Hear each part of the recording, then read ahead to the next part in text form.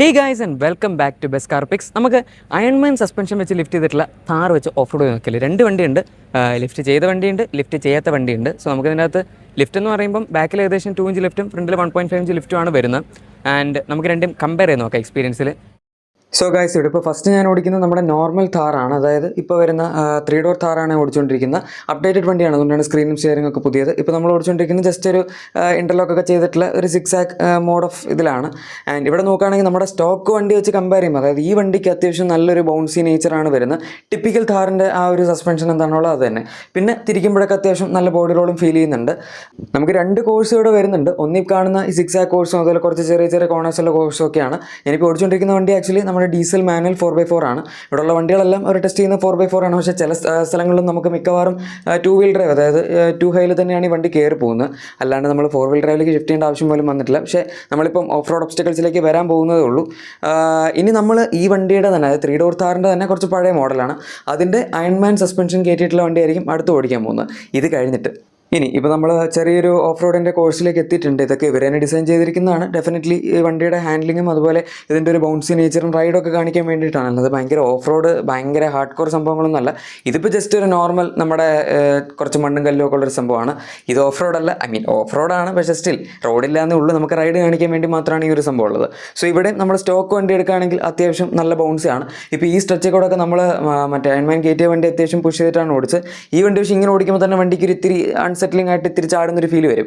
ഇത് ladder frame വണ്ടിയാണ് നമുക്ക്, അതുകൊണ്ട് തന്നെ ഭയങ്കര നല്ല റൈഡൊന്നും എക്സ്പെക്ട് ചെയ്യേണ്ട കാര്യമില്ല. റോക്സ് ആണെങ്കിൽ അതിൻ്റെ അകത്ത് പിന്നെയും FSD, അതായത് ഫ്രീക്വൻസി സെലക്ടഡ് ഡാമ്പേഴ്സ് വരുന്നുണ്ട്, അങ്ങനത്തെ സാധനങ്ങളൊക്കെ ഉണ്ട്.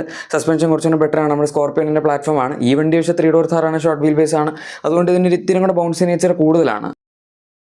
പക്ഷേ ഇതിന് മാത്രമല്ല, നമ്മുടെ റോക്സിനും അതുപോലെ ജിംനി, പിന്നെ ഹൈലക്സ്, അങ്ങനെ ഒരുപാട് വണ്ടികൾക്ക് ഇവർ സസ്പെൻഷൻ ഓഫർ ചെയ്യുന്നുണ്ട്. എന്തായാലും നമ്മളിപ്പം ഇനി നമ്മുടെ മെയിൻ കോഴ്സിലേക്ക് കയറിയിട്ടുണ്ട്, അതായത് ഓഫ് റോഡ് കോഴ്സിലേക്ക്. ഇവിടെ നമുക്ക് ആദ്യം തന്നെ വരുന്ന ചെറിയൊരു വാട്ടർ ക്രോസിംഗ്. ഇതിപ്പം മഴ പെയ്തിട്ട് ഇവിടെ മൊത്തം വെള്ളം കെട്ടി കിടക്കുന്നതാണ്. പിന്നെ നമുക്ക് ആ ഒരു ഡെപ്ത് അറിയാൻ പറ്റില്ല. താറായതുകൊണ്ട് കുറച്ച് പുഷ് ചെയ്ത് പോയാലും പ്രത്യേകിച്ച് കുഴപ്പമൊന്നുമില്ല. അഗൈൻ ഈ വണ്ടിയിൽ ഇവിടെയൊക്കെ നമുക്ക് ആ ഒരു അൺസെറ്റിലിംഗ് ഫീൽ വരും. ഇനി ഫ്രണ്ടിലുള്ള നമുക്ക് കുറച്ച് ഡിപ്പാണ്. അത് ഓരോ ലെവൽ നമ്മളെങ്കിൽ ഫ്രണ്ടിലേക്ക് പോകുന്നതോറും അതിൻ്റെ ഒരു ഡെപ്ത് കൂടിക്കൂടി വരികയും ചെയ്യും. സോ ഫസ്റ്റ് ലെവലിൽ നിങ്ങൾക്ക് കാണാം, ഇവിടെ നമുക്ക് അത്യാവശ്യം ചെറിയൊരു ഡെപ്ത് വരുന്നുള്ളൂ, അതായത് ആ അകത്തേക്കുള്ള ഇത് വരുന്ന. ഇനി നമ്മൾ ഫ്രണ്ടിലേക്ക് പോകുന്നതോറും കണ്ടില്ല, ഇതിങ്ങനെ അത്യാവശ്യം കൂടിക്കൂടി വരുന്നു.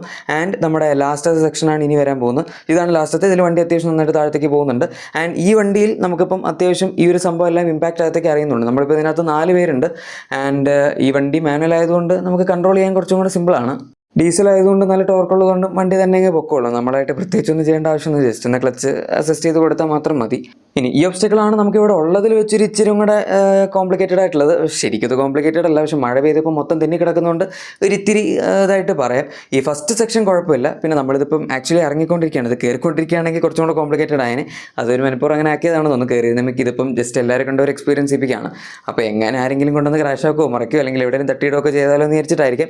ഈ സെക്കൻഡ് സംഭവം അത്യാവശ്യം നല്ല ഡീപ്പാണ്. ഇതിനകത്ത് വണ്ടി പോകുമ്പോൾ നിങ്ങൾക്ക് ഈ ക്യാമറ ആക്ച്വലി ഹൊറൈസൺ സ്റ്റഡിയിലായിരുന്നു കിടന്നത്. അതുകൊണ്ടാണ് ഈ വണ്ടിയുടെ ചെരിവ് കറക്റ്റായിട്ട് അറിയുന്നത്. ഇത്രയും ചെരിഞ്ഞിട്ട് വണ്ടി ആക്ച്വലി പോയിട്ടുണ്ട്. എനിക്ക് തോന്നുന്നു കണ്ടിട്ടൊരു 35-40 ഡിഗ്രി അല്ലെങ്കിൽ അതിന് മുകളിലായിട്ടൊക്കെ ഇതിന് ഇൻക്ലൈൻ വരുമായിരിക്കും എന്ന്. നമുക്ക് എന്തായാലും അകത്തിരിക്കുമ്പോൾ നന്നായിട്ട് വണ്ടി ചെരിയുന്നതായിട്ട് ഫീൽ ചെയ്യും. ആൻഡ് അത് ബ്രേക്ക് ഓടിക്കുകയാണെങ്കിൽ വണ്ടി അങ്ങ് തെന്നി പോവുകയും ചെയ്യുന്നു. സോ നമ്മളൊരു കൺട്രോളിൽ ഇറക്കി കഴിഞ്ഞാൽ വണ്ടി തന്നെ കയറി അങ്ങ് പോകുന്നുള്ളൂ. വലിയ പ്രശ്നമൊന്നുമില്ല. താറാണല്ലോ, ഡീസലാണ്, അത്യാവശ്യം നല്ലൊരു എക്സ്പീരിയൻസ് ആണ് നമുക്ക് ഇതിനകത്ത് കിട്ടുന്നത്. ഞാനിതിൽ ഫസ്റ്റ് ഓടിച്ചത് നമ്മുടെ മറ്റേ വണ്ടിയായിരുന്നു, അതായത് ലിഫ്റ്റ് ചെയ്യാത്ത നോർമൽ സ്റ്റോക്ക് വണ്ടിയായിരുന്നു. ഇപ്പോൾ ഓടിച്ചുകൊണ്ടിരിക്കുന്ന ഇവരുടെ തന്നെ അയൺമാൻ ലിഫ്റ്റ് കിറ്റ് കയറ്റിയിട്ടുള്ള വണ്ടിയാണ്. ആൻഡ് ഇതിപ്പോൾ ജസ്റ്റ് കോണേഴ്സിലൂടെ കോണേഴ്സ് എന്ന് പറയാൻ പറ്റില്ല, നമ്മുടെ മറ്റേ 6 ഇതിൽ കൂടെ പുഷ് ചെയ്തുകൊണ്ടിരിക്കുകയാണ്.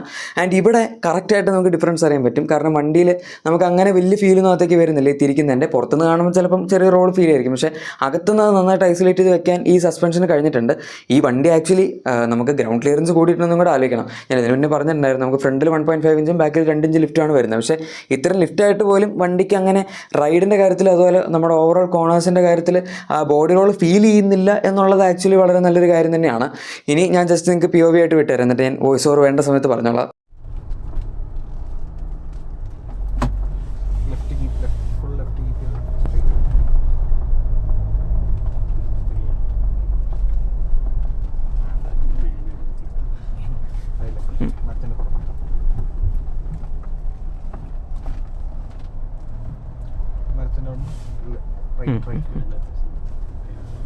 ഇത് നിങ്ങൾ തന്നെ ചെയ്ത് കുറച്ച് കാലമായിട്ട് കൊണ്ടു നടക്കുന്ന വണ്ടിയാണോ?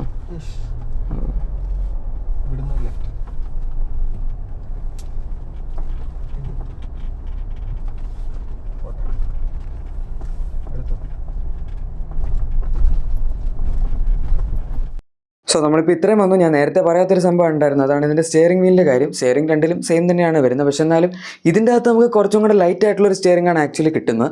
അത് ആ സസ്പെൻഷൻ വെച്ചപ്പോൾ എങ്ങനെയൊക്കെയോ സ്റ്റിയറിംഗിൻ്റെ ഒരു ഇത് കുറച്ചും കൂടെ ലൈറ്റ് ആയിട്ട് നമുക്ക് തിരിക്കുമ്പോൾ ആ ഒരു മറ്റതിൻ്റെ അത്രയും ഒരു ഹാർഡ്നെസ് അതിൻ്റെ അകത്ത് ഫീൽ ചെയ്യില്ല. പിന്നെ ഹൈഡ്രോളിക് സ്റ്റിയറിംഗ് ആണ് ഇതിൻ്റെ അകത്തൊക്കെ വരുന്നത്. പിന്നെ ഒരു കാര്യമുള്ള, ഞാൻ നേരത്തെ പറഞ്ഞിരുന്നു, ഇതിൽ നമുക്ക് ഇതിൻ്റെ അകത്ത് ഇപ്പോൾ അത്യാവശ്യം സ്പീഡ് ക്യാരി ചെയ്ത് പോകാൻ പറ്റുന്നുണ്ട് ഈ വണ്ടിയിൽ. പക്ഷേ മറ്റേ സ്റ്റോക്ക് വണ്ടിയിൽ നമ്മൾ ഇത്തിരി കൂടെ പുഷ് ചെയ്യുകയാണെങ്കിൽ ബാക്ക് അൺസെറ്റിലിംഗ് ആകും, അതുപോലെ വണ്ടി കിടന്ന് ചാടാൻ തുടങ്ങും. ഇതിൻ്റെ അകത്ത് അങ്ങനെ കാര്യമായിട്ടുള്ള ചാടലും പരിപാടികളൊന്നും ഇല്ല, വണ്ടി നല്ല സ്മൂത്ത് ആയിട്ട് അങ്ങ് പോവാണ്.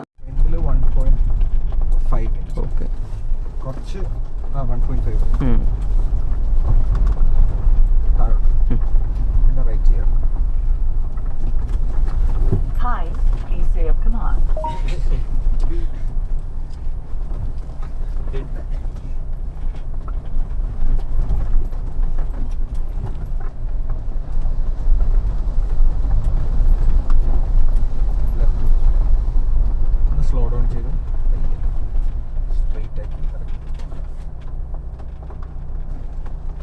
ഇത് കുത്തുന്നത് ആർട്ടിക്കുലേറ്റ് ചെയ്യുമ്പോൾ നമുക്ക് കറക്റ്റ് അവിടെ ഇവിടെ ഇനി അടുത്ത വലിയൊരു ബൗൺസാണ്, അത് ആ ബൗൺസ് ആയിരിക്കും. അതെ അതെ, ഒന്നും പറഞ്ഞില്ല, മറ്റേത് നന്നായിട്ട് ചാടി.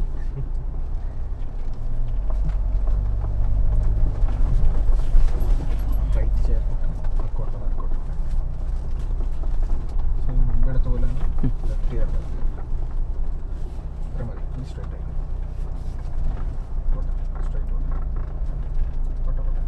ബ്രേക്ക് ഒത്തിരി ചവിട്ടണ്ട, ആ സൈഡിലോട്ട് സ്കിഡ് ആയി മാറും. പിന്നെ ഇവിടെയൊക്കെ നമുക്ക് കാണാൻ പറ്റുന്ന ഈ വണ്ടിയുടെ ഒരു സപ്പൽ റൈഡാണ്. ഇതിനകത്ത് ആ ഗ്രൗണ്ട് ക്ലിയറൻസ് കൂടിയതുകൊണ്ട് നമുക്ക് അടി തട്ടുന്നൊരു പ്രശ്നം ആക്ച്വലി വരുന്നില്ല. പിന്നെ അത് മാത്രമല്ല, ഇപ്പോൾ ഇത് കണ്ടില്ല, ഈ സൈഡൊക്കെ ചെരിഞ്ഞ് ഇതിങ്ങനെ കയറി പോകുന്നത് നിങ്ങൾക്ക് എനിക്കല്ലാണ്ട് അവിടെ ഷൂട്ട് ചെയ്ത് കാണിക്കാൻ പറ്റുന്നില്ലായിരുന്നു, കാരണം ഒരു ക്ലോസ്ഡ് ഓഫ് ആയിട്ടുള്ള ഏരിയ ആണ്. അവർ വണ്ടിക്കകത്തിരുന്ന് മാത്രമേ നമ്മൾ ഷൂട്ട് ചെയ്യാൻ സമ്മതിക്കുള്ളൂ. പുറത്തിറങ്ങി ഷൂട്ട് ചെയ്ത് ഇതിൻ്റെ ഒരു ഡെപ്തും സാധനങ്ങളൊന്നും കാണിക്കാൻ പറ്റില്ല. പക്ഷേ അത്രയും ഇൻക്ലൈൻ ഉണ്ടായിട്ട് പോലും ഈ വണ്ടി ആക്ച്വലി 2 വീൽ ഡ്രൈവിലാണ്, എന്നിട്ടാണ് ഇത് കയറി പോകുന്നത്. സോ അത് നിങ്ങൾക്ക് മനസ്സിലാക്കാവുന്നേ ഉള്ളൂ. നമുക്ക് സസ്പെൻഷൻ്റെ കേപ്പബിലിറ്റി അല്ല, സംഭവം വണ്ടിയുടെ കേപ്പബിലിറ്റിയാണ്. പക്ഷേ എന്നാലും സസ്പെൻഷൻ എന്തോരം നമുക്ക് അസിസ്റ്റ് ചെയ്യുന്നുണ്ടെന്നുള്ളതാണെന്ന് മനസ്സിലാക്കാൻ പറ്റുന്നത്. വണ്ടി ചുമ്മാ ചാടി ചാടി എങ്ങോട്ടെങ്കിലൊക്കെ പോകില്ല.